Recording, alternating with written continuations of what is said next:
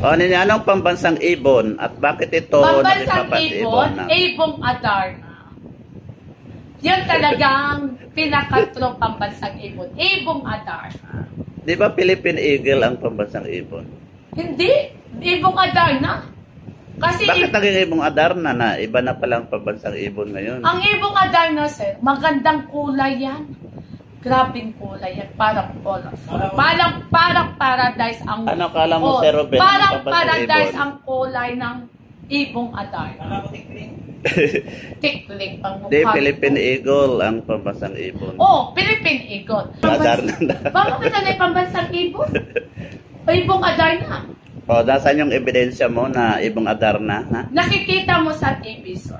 Yung Kasi ang ibong Adarna. pambansang ibon is Philippine Di ba Eagle. magandang kulay? Magandang kulay, classic kulay. May peach, may colorful.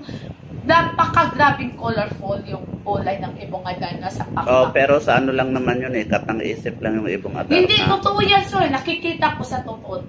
Lumilipad. Oo. Hindi. Basi Coco. Hindi nga. Parang nasa TV nga eh.